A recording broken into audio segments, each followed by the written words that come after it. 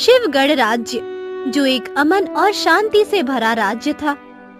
उसके राजा महाराज शिव चौहान सिंह अब बूढ़े हो चले थे और अब उन्हें अपने राज्य की चिंता सताने लगी थी।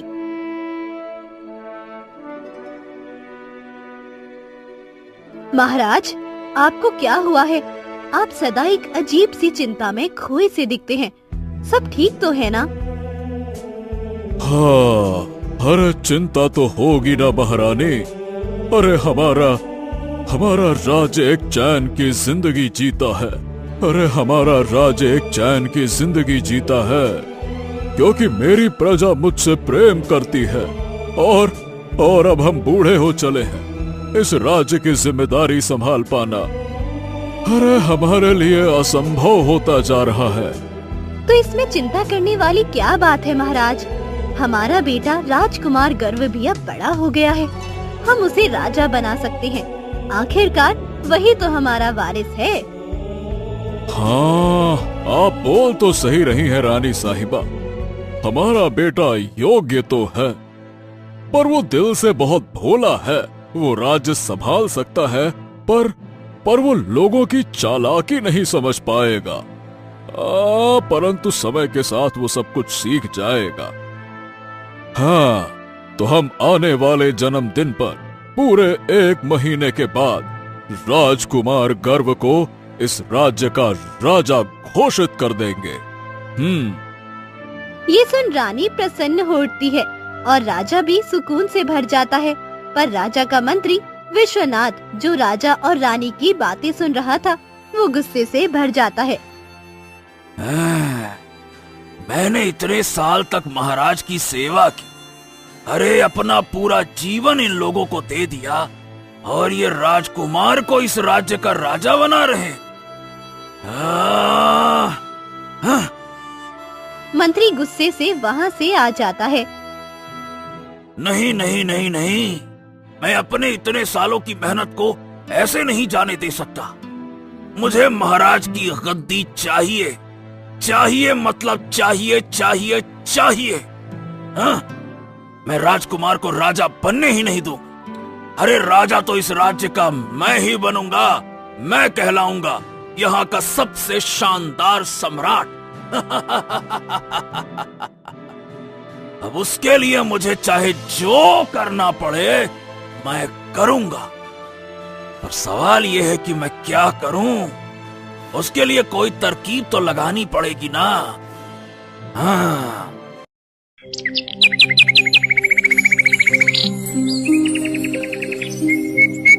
दो दिन ऐसे ही बीत जाते हैं, पर मंत्री को कोई तरकीब नहीं सूझती। तभी उसे कुछ याद आता है और वो गांव में एक गरीब आदमी के घर पहुंचता है। वहाँ उसे एक खूबसूरत लड़की नजर आती है। आप कौन हैं और यहाँ क्यों आए हैं? मैं इस राज्य का मंत्री हूँ और मुझे तुम्हारी मदद चाहिए।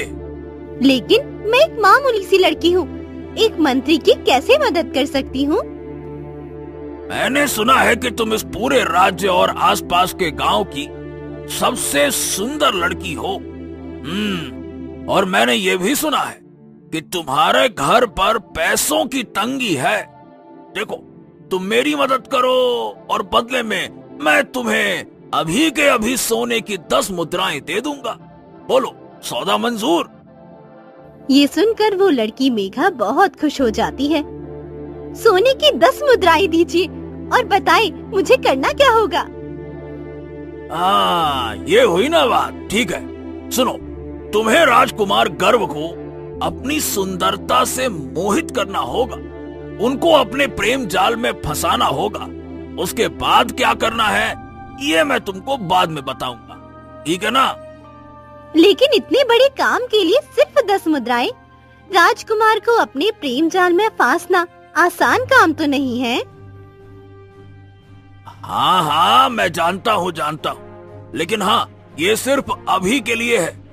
एक बार मेरा काम हो जाए, उसके बाद तो मैं इस राज्य का राजा बन जाऊंगा ना। अरे तुमको और तुम्हारे परिवार को महल में रहने की जगह भी दूंगा। हाँ, और धन की कोई कमी नहीं होगी तुम्हारे पास। अरे निश्चिंत रहो तुम। हमें राजा तो बनने दो, तुम्हारी भी अच्छी खातिरदारी होगी, समझ गई? जाओ जाओ, मन लगाकर मोहित करो उसे, जाओ। ठीक है, मुझे मंजूर है। आप बस ये बताएं, राजकुमार मिलेंगे कहाँ? कल सुबह वो तुमको राज्य के पास वाले जंगल में मिलेंगे। बस तुम वहाँ तैयार रहना, ठीक है ना? चलो हम जाते हैं। मंत्री वहाँ से चला जाता है और मेघा राजकुमार को फंसाने की तरकीब सोचने लगती है।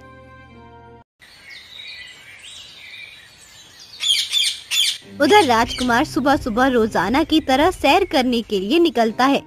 जैसे उस जंगल से गुजरा, तभी उसकी नजर एक खूबसूरत लड़की पर पड़ती है, जो उस वक्त तालाब से पानी निकाल रही थी। तभी अचानक मेघा को चक्कर आया और वो जैसे ही गिरने वाली थी, तो राजकुमार झट से मेघा का हाथ पकड़ लेता है। अरे अरे अरे अरे अरे अरे अरे, संभल कर सुंदरी, अभी आप गिर जाती तो। शुक्रिया ए मुसाफिर, आपने तो मुझे बचा ही लिया।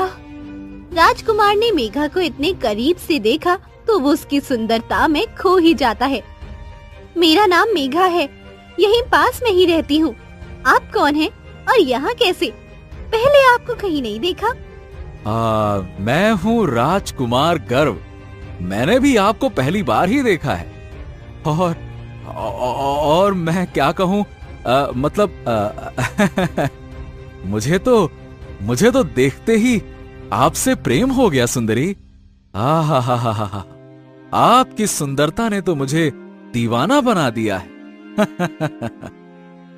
हाँ, क्या आप मुझसे विवाह करेंगी? ये सुनकर मेघा मन ही मन बहुत खुश हो जाती है। ये तो बिना मेरी कोई योजना के ही मेरा दीवाना हो गया।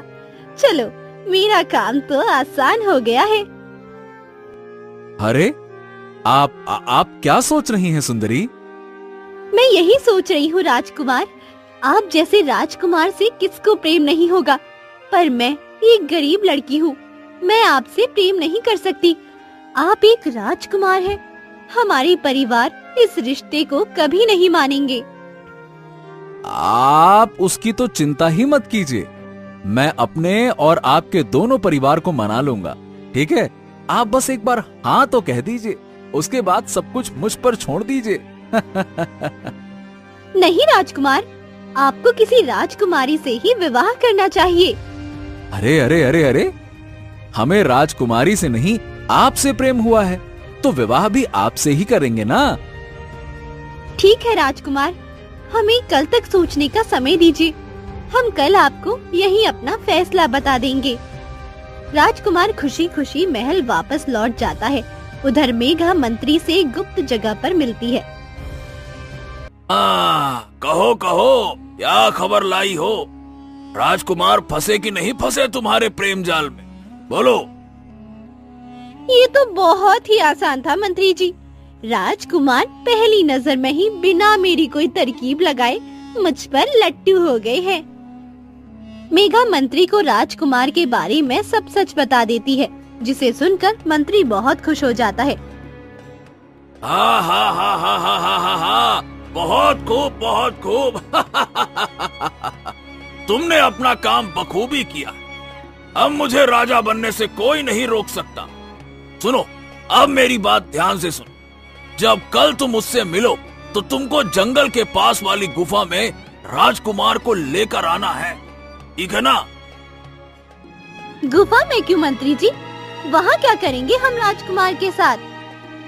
अरे, हम वहाँ राजकुमार को जान से मार देंगे। अब कैसे मारेंगे वो मैं तुमको समझाता हूँ, सुनो। मंत्री अपनी पूरी योजना मेघा को बता देता है। ठीक है मंत्री जी, मैं राजकुमार को उस गुफा तक ले आऊंगी, हमारी योजना सफल होगी।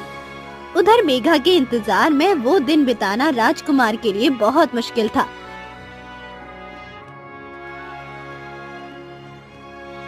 सुबह होते ही वो मेघा से मिलने उसी जंगल में आ जाता है। आप आ गए राजकुमार? हाँ सुंदरी। मैं वादा करता हूँ कि मैं अपने और तुम्हारे पिता दोनों को मना लूंगा। बस आप एक बार हाँ कह दें उसके बाद सब कुछ मैं देख लूंगा। ठीक है राजकुमार, मैं आपसे विवाह करने के लिए तैयार हूँ, लेकिन आपको मेरी एक शर्त माननी होगी। शर्त? कैसी शर्त? मुझे आपकी वैसे तो हर शर्त मंजूर है, कहिए। ठीक है, फिर मेरे साथ आप उस गुफा में चलिए, वहीं मैं आपको अपनी शर्त बताऊंगी। अच्छा ठीक है, चलिए। उधर मंत्री एक शिकारी के साथ उसी गुफा में छिपा हुआ था। मेघा राजकुमार को उस गुफा की तरफ ले जाने लगती है। सुनो, तुमको पता है ना तुमको क्या करना है? हाँ हाँ, मुझे सब पता है। मैं इस टोकरी में एक जहरीला सांप लेकर आया हूँ। अरे राजकुमार के आते ही सांप राजकुमार के ऊपर छोड़ दूंगा, जिससे कि वो राजकुमार को डस लेगा और राजकुमार की मौत हो जाएगी। आप निश्चिंत रहिए, सब पता है। बहुत तेज खोपड़ी है अपनी। हाँ हाँ, तेज खोपड़ी। चलो, बहुत बढ़िया, सब पता है। अब देखते हैं तुम क्या खेल करते हो। चलो। मेघा राजकुमार को लेकर उस गुफा में आ जाती है और उसे बातों में उलझा लेती है। जल्दी से ये सांप छोड़ दो, छोड़ दो।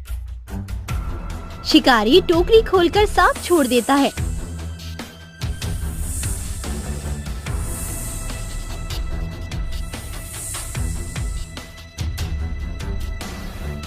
और सांप जाकर पीछे से राजकुमार के पैर पर डस देता है और कुछ ही पल में राजकुमार जमीन पर गिरकर मर जाता है, जिसे देख मंत्री का तो खुशी का ठिकाना नहीं रहा। हाँ, शुक्र है कि ये मर गया, बला टली। हाँ, अब मैं ही बनूंगा राजा। अब मुझे राजा बनने से कोई नहीं रोक सकता।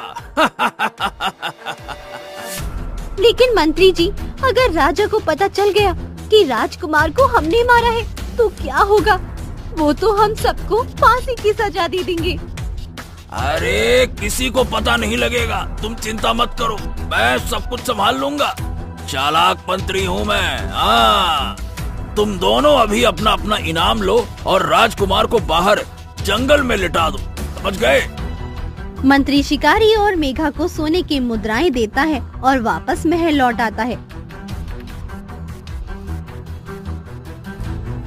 मंत्री जी, क्या हुआ?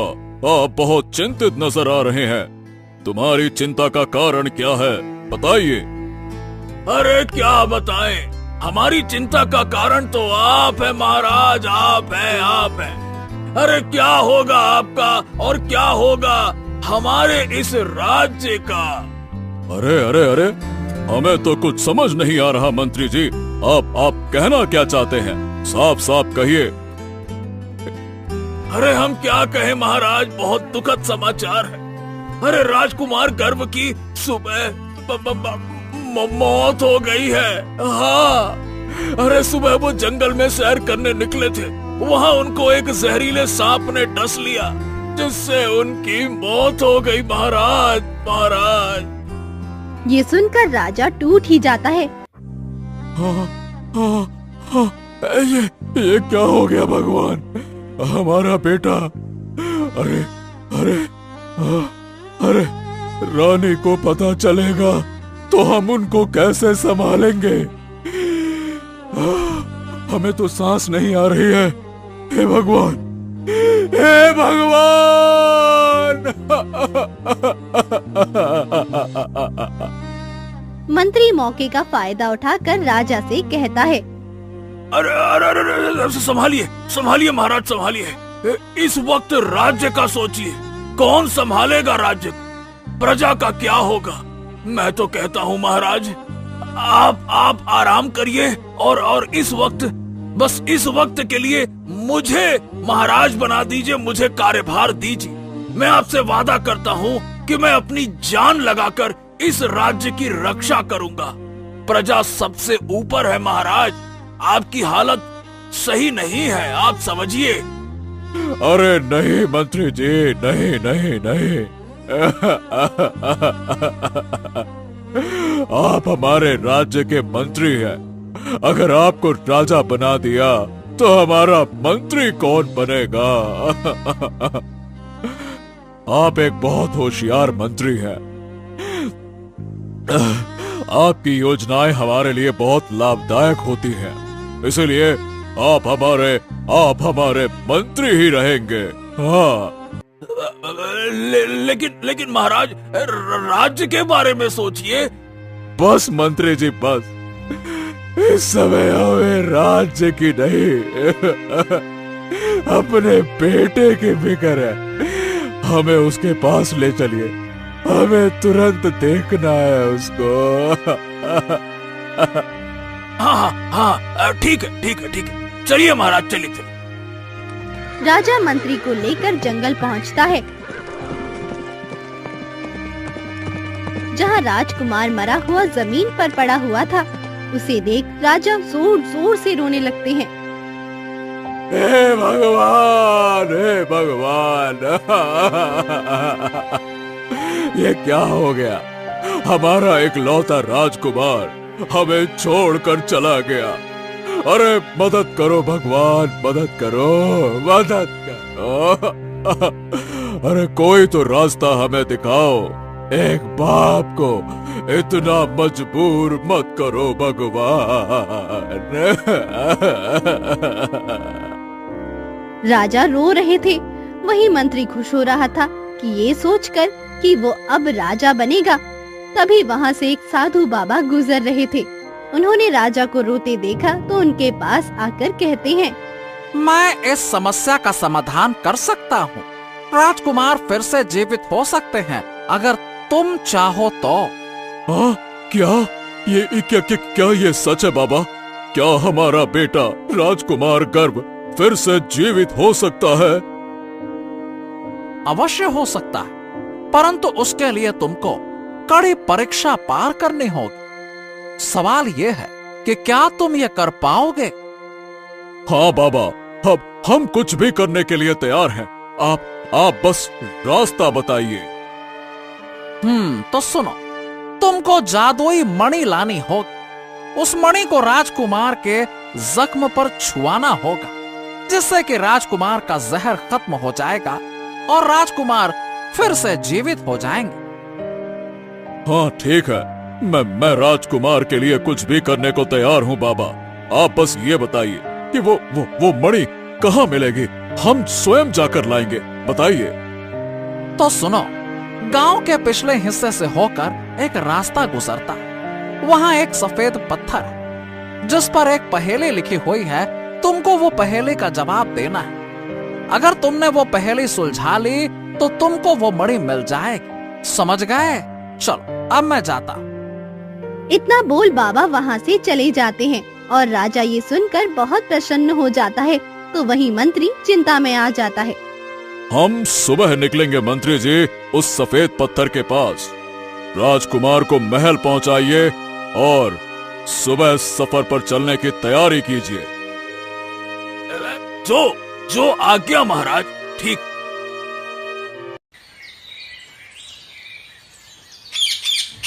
सुबह होते ही मंत्री उठ जाता है और बैठता है और खुद से कहता है, अगर राजा ने राजकुमार को जीवित कर लिया तो मैं तो राजा कभी बन ही नहीं पाऊंगा। मुझे राजा से पहले वहां पहुंचना होगा।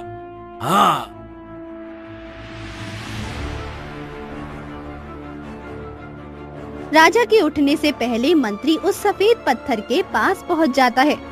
मंत्री वो पहेली पढ़ने लगता है जिस पर लिखा था, नारी से तू नर भई और श्याम बरन भई सोए, गली गली कूकत फिरे कोयलो कोयलो लोए।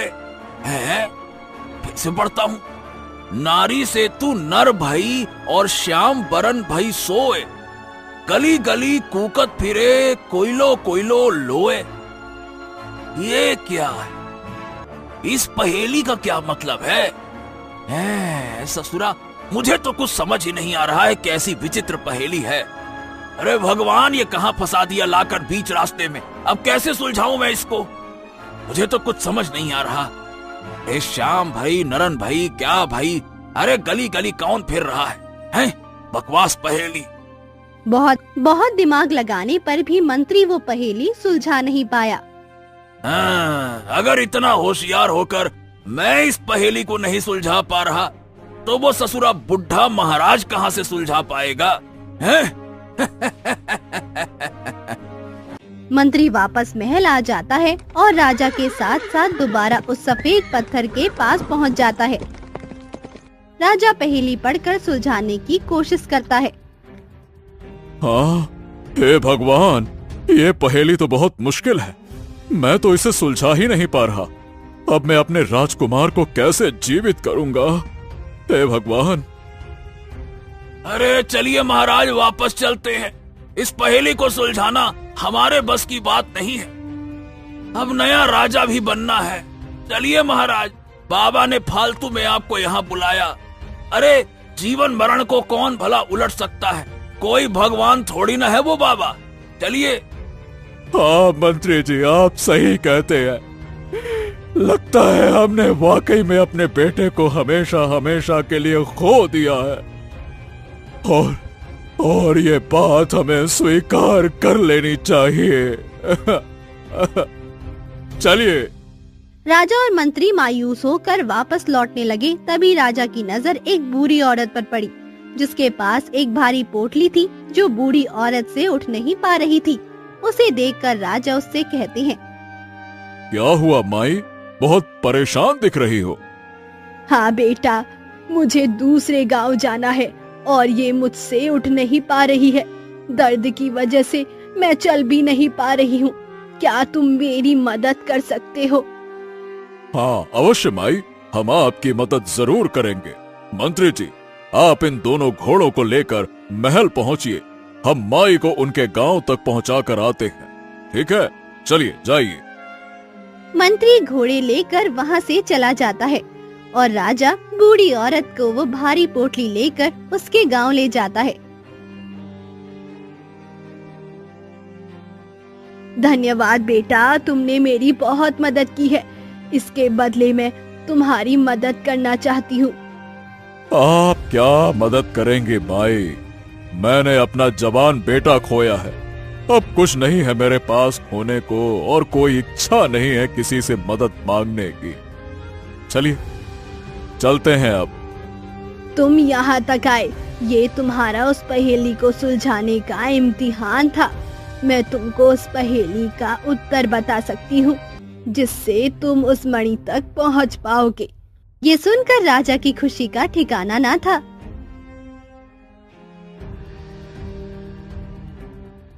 हाँ, धन्यवाद माई, आपका बहुत बहुत धन्यवाद। आपका बहुत बहुत धन्यवाद। राजा उस पहेली का जवाब लेकर उस सफेद पत्थर के पास जाता है। ऐ सफेद पत्थर, नारी से तू नर भई और श्याम बरन भई सोए, गली गली कूकत फिरे कोयलो कोयलो लोए। मैंने तेरी पहेली का जवाब ढूंढ लिया है और इसका उत्तर है कोयल। तुरंत ही सफेद पत्थर हट जाता है और एक रास्ता बन जाता है। राजा उस रास्ते से अंदर जाता है, तभी उसे सामने रखी मणि दिखती है। हाँ, ये तो वही मणि है। इसको मैं जल्दी से ले लेता हूँ। हाँ। राजा ने जैसे ही मणि को छूने की कोशिश की, तभी उसे कोई तेज आवाज आती है। हे राजन, अगर तुमने ये मणि ले ली तो तुमको मेरे सवालों के उत्तर देने होंगे। तभी राजा ने देखा कि उस मणि की सुरक्षा एक नाग देवता कर रहा था, जिसे देख राजा डर से सहम जाता है। कैसे सवाल नागराज? मैं उत्तर देने के लिए तैयार हूँ। मुझे बस ये मणि चाहिए, वरना मेरा बेटा कभी जीवित नहीं हो पाएगा। बताइए क्या सवाल है नागराज? ठीक है, उसके लिए तुम्हें मेरे सवालों के उत्तर देने होंगे। यदि तुम सही उत्तर नहीं दे पाए तो यही मेरे हाथों मारे जाओगे। समझ गए? हमें मंजूर है नागराज, आप अपने सवाल पूछिए। हाँ तो ठीक है, अब सुनो मेरा पहला सवाल। ऐसी कौन सी चीज है जो एक बार चली जाए तो वापस नहीं आती? बोलो। हे नागराज, इसका उत्तर है समय। समय एक ऐसी चीज है जो बीत जाने पर कभी लौट के नहीं आती। अब मेरा दूसरा सवाल है, ऐसा कौन सा काम है जो इंसान अपने लिए खुद नहीं कर सकता? हाँ, बताओ। अब इसका जवाब तो बड़ा ही सरल है नाग देवता। उत्तर है कि अपनी आंखों से अपने पूरे शरीर को नहीं देख सकता। हाँ, अब तीसरा सवाल है, ऐसी कौन सी चीज है जो हमेशा से थी और हमेशा रहेगी, लेकिन कोई उसे देख नहीं सकता? वायु। नागराज, वायु ही ऐसी चीज है जिसे कोई देख नहीं सकता और वो थी, रहेगी और है। ये सुनकर नागराज प्रसन्न हो जाते हैं। हाँ। बहुत खूब, बहुत खूब। तुम्हारे तीनों जवाब बिल्कुल सही हैं और तुम्हारे इरादे और नियति दोनों नेक हैं। अब तुम इस मणि को ले जा सकते हो, ले जाओ। हाँ, आपका बहुत बहुत धन्यवाद नागराज। अब मुझे आज्ञा दीजिए, अब मुझे आज्ञा दीजिए। राजा तुरंत ही महल पहुंचता है और राजकुमार के जख्म पर वो मणि लगा देता है, जिससे राजकुमार का जहर मिट गया और वो फिर से जीवित हो जाते हैं। हाँ, हाँ, हाँ, अरे अरे मेरे बेटे राजकुमार गर्भ, तुम फिर से जीवित हो उठे। हाँ। अरे भगवान, तेरा लाख लाख शुक्र है। मैं जिंदा हूँ, लेकिन पिताजी ये कैसे हो गया? मैं तो मर चुका था ना। हाँ बेटा, तुम तो मर चुके थे। मैं तुम्हें सब कुछ सच सच बताता हूँ। सांप के काटने की वजह से तुम्हारी मौत हो गई और उसके बाद इस मणि की मदद से तुम जीवित हो गए। परंतु हम ये जानना चाहते हैं कि आप वहां तक कैसे पहुंचे और कैसे हुई थी आपकी मौत, बताइए। राजकुमार को सब याद आ जाता है और वो मेघा के बारे में सब बता देते हैं। पिताजी, मेरे साथ ये सब कुछ उस सुंदर लड़की मेघा ने किया है, जो पास के गांव में रहती है। उसी ने मुझे अपने प्रेम जाल में फंसाया था पिताजी। इतना बड़ा धोखा, पर क्यों? इससे उस लड़की को क्या मिला? अब ये तो खैर वही बता सकती। सैनिकों, जाओ उस लड़की को लेकर आओ और तुरंत हमारे सामने पेश करो। जाओ।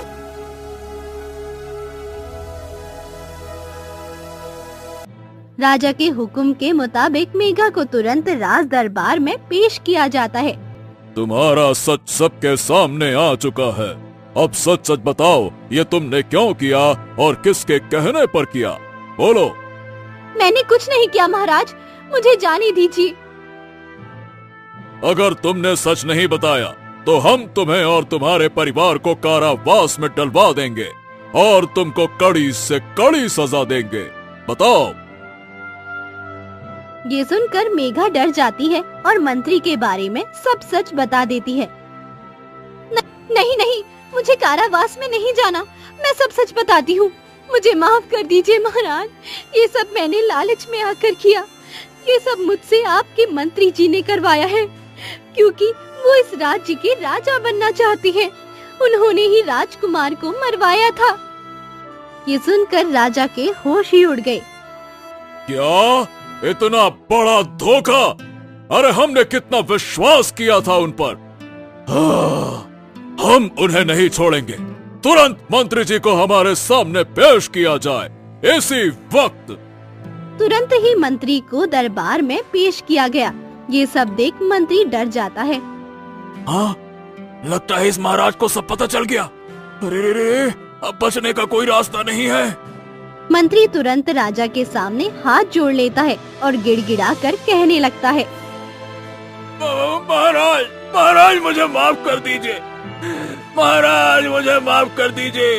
राजा बनने के लालच में मैं अंधा हो गया था। अरे मुझको माफ कर दीजिए महाराज, माफ कर दीजिए।